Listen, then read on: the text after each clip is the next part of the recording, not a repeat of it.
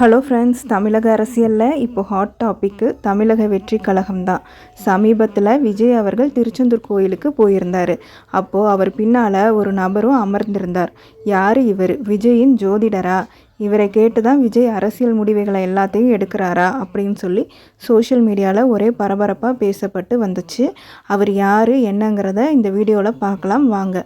First அந்த ஜோதிடர் யாருன்னு பார்ப்போம்.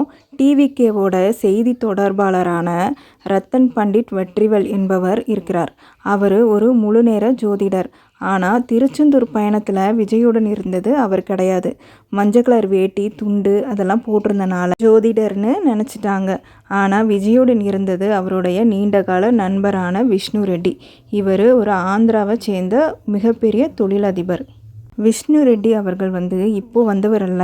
விஜயோட கல்லூரி காலத்தில் இருந்தே அவர் விஜய் கூட இருக்க ஒரு நெருக்கமான நண்பர் அப்படின்னு சொல்லப்படுது. அதாவது நண்பன் பட ஸ்பெஷல் நிகழ்ச்சியில் கூட விஜய் தனது நெருங்கிய நண்பராக சஞ்சீவ் இவங்க கூட இவரையும் அறிமுகப்படுத்தியிருக்காரு. ஸோ இப்போது இவரோட அரசியல் பயணத்துலேயும் இவர் கூடவே இருக்கிறார். இவரோட ஃப்ரெண்டுக்கு எந்த பதவியும் கொடுக்கல. ஆனால் கட்சியின் கொள்கை முடிவுகள், கூட்டணி பேச்சுவார்த்தைகள் மற்றும் மாவட்ட செயலாளர்களின் செயல்பாடுகள் இந்த மாதிரி எல்லா விஷயத்தையும் கண்காணித்து விஜய்க்கு ரிப்போர்ட் செய்பவர் இவர்தான்.